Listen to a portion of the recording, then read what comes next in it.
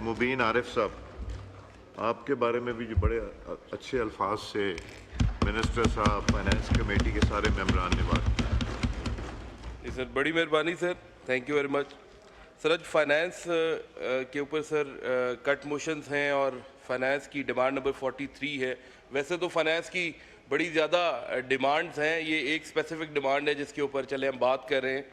तकरीबन sir 100 billion से ज़्यादा FBR का और इनका जो अगर हम मिलाएं तो तकरीबन फाइनेंस की जो वो भी FBR भी इनके साथ ही है, तो डिमांड बनती है। तो सर हम कहते हैं कि इसे फ़ायदा नहीं है इतने पैसे इन्हें देने का, ऑलरेडी ये बड़े ज़्यादा पैसे इधर उधर से जो है वो इकट्ठे कर लेते हैं। और जिस तरह से सर ये रिवॉर्ड इन्होंने एक बनाया हुआ है फाइनेंस वालों यू से सारा पैसा कलेक्ट करके फिर सूबों को भी देते हैं सर, वो उसके ऊपर भी मुझे जो है वो इतराज़ात हैं।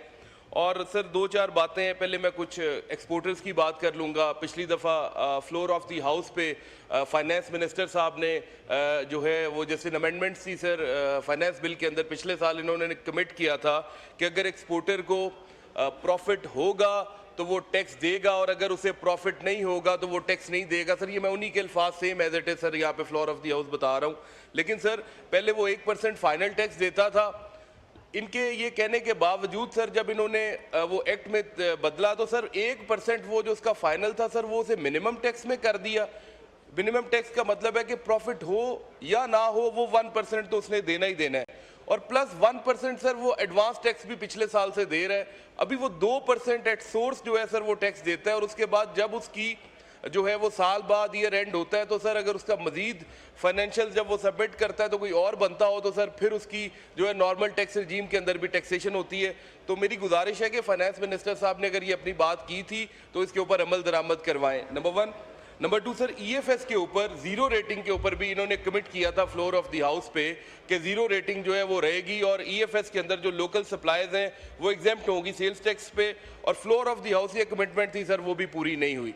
सर फिर टीचर रिसर्चर्स की सर इन्होंने बात की, वो भी फ्लोर ऑफ द हाउस बात की, लेकिन पिछले साल तो नहीं पूरी हुई। इस साल अगर वो कर रहे हैं तो एक साल ये साल जो भी ख़त्म होगा या तक उसके ऊपर लिमिट कर रहे हैं, इसके बाद उसके ऊपर जो है वो दोबारा से टैक्सेशन जो है वो स्टार्ट हो जाएगी और वो 25% वाली टीचर रिसर्चर्स वाली सर जो रिबेट है वो सर विड्रॉ हो जाएगी। सर ये 2-3 बातें। और सर एक बात है फाइनेंस डिवीजन और ये सारे सर जो पैसे इकट्ठे होते हैं इसी से ही सर PSDP भी बनता है, दूसरे अखराजात भी होते हैं।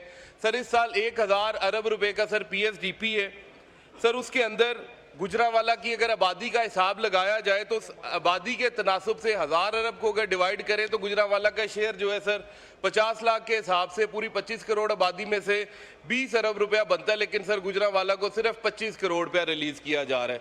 सर ये मेरे शहर के साथ एक ये ज़्यादती है, ये ना करें, मेहरबानी करके जो हमारा हक बनता है सर वो दें। और दूसरा सर ये जो हम पैसे देते हैं सर सूबों के अंदर भी यही पैसे सर जाते हैं। तो मेरी एक और बड़ी मौदबाना सी गुजारिश है कि सर सूबे जो अपने ADPs बनाते हैं, एनुअल डेवलपमेंट प्रोजेक्ट्स बनाते हैं सर, उधर भी बड़ी ज़्यादती कर देते हैं छोटे शहरों के साथ। सर जैसे हायर एजुकेशन का पंजाब के अंदर सर इन्होंने 40 अरब रुपया बजट रखा है और गुजरांवाला के अंदर वो जो यूनिवर्सिटी है सर वो 5.25 अरब रुपये की जो है उसकी कॉस्ट है और सिर्फ जो है उससे सर 5 करोड़ रिलीज किया जा रहा है। सर इस तरह से तो 100 साल में यूनिवर्सिटी कंप्लीट होगी। तो सर इसका भी कोई लाएअमल बनाए कि सूबों से भी पूछगिछ करें कि जो हम टैक्स के और खून पसीने के इनके पैसे टैक्स पेयर्स के आपको लेके देते हैं उनका भी हिसाब होना चाहिए। सर बड़ी मेहरबानी, शुक्रिया जी।